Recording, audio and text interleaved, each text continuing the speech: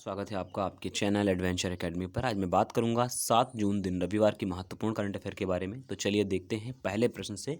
पहला प्रश्न हमारा है कि संयुक्त राष्ट्र द्वारा रूसी भाषा दिवस कब मनाया गया। तो संयुक्त राष्ट्र द्वारा यानी कि यूनाइटेड नेशन द्वारा रूसी भाषा दिवस 6 जून को मनाया गया है।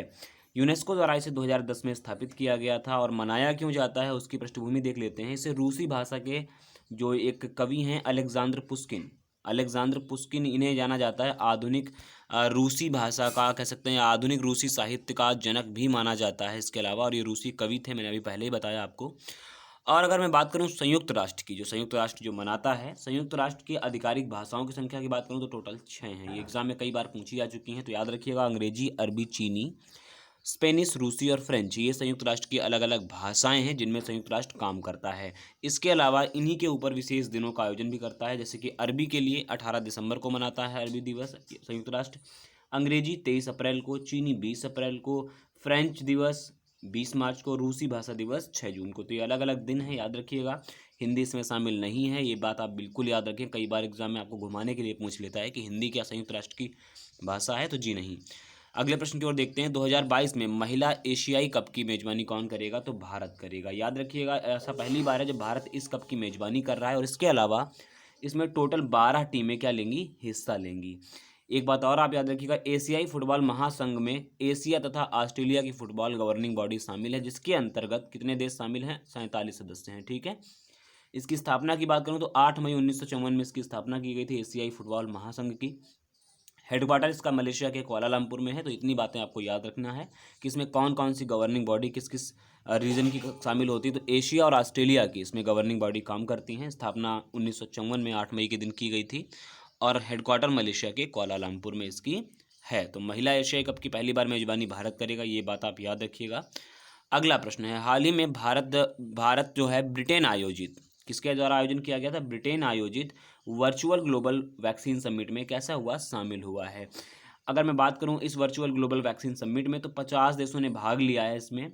और इसका जो आयोजन है वो कम से कम 7.4 बिलियन अमेरिकी डॉलर का फंड जुटाने के लिए आयोजित किया गया है। क्यों?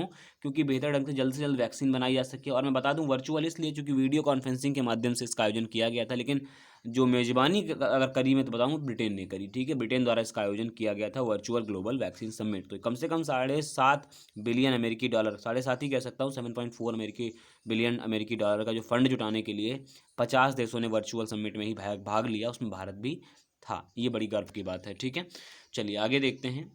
अगला प्रश्न है, वर्ल्ड इकोनॉमिक फोरम द्वारा द ग्रेट रिसेट, ये थीम याद रखिएगा, द ग्रेट रिसेट थीम के साथ दावोस में अगले शिखर सम्मेलन की मेज़बानी करेगा। ये 3 जून को घोषणा करी है, लेकिन कब करता है वो देखते हैं।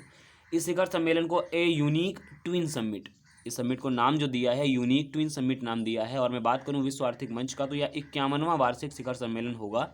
इसमें लगभग 400 अलग अलग देशों से वैश्विक नेता, नागरिक समाज और बहुहितधारक के एकत्रित किया जाएगा। यानी कि बहुत सारे लोग, अगर आपने पिछली बार देखा हो तो इंडिया से बहुत सारे यूट्यूबर भी गए थे वहाँ पे। ठीक है, उन्हें बुलाया गया था क्रिएटिविटी सोच के लिए, किस तरीके से आगे विश्व आर्थिक मंच बढ़ सके। ठीक है, इसलिए तो याद रखिएगा द यूनिक ट्विन समिट नाम दिया गया और द ग्रेट रिसेट थीम के साथ इसे शुरू किया जाएगा। अगला प्रश्न देखते हैं, आवास एवं शहरी विकास मंत्रालय और मानव संसाधन विकास मंत्रालय ने तुलिप नाम की एक या कह सकते हैं पहल को इंटर्नशिप कार्यक्रम शुरू किया है। तो ये क्या है तुलिप नाम की इंटर्नशिप कार्यक्रम? जब से लॉकडाउन लगा है तब से बहुत सारे इंजीनियर्स ऐसे होंगे जो कि बेचारे जॉबलेस हो गए होंगे, या कह सकता हूँ कि बहुत सारे ऐसे इंजीनियर होंगे जो फाइनल ईयर में होंगे।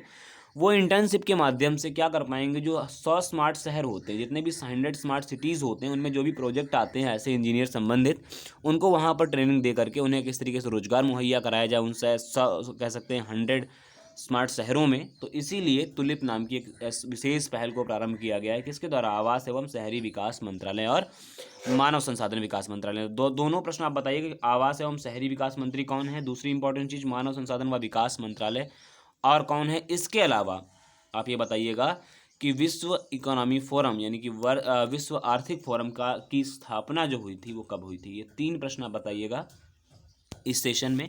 आज प्रश्न 5 ही थे, संडे की वजह से मैंने प्रश्न कम रखे हैं।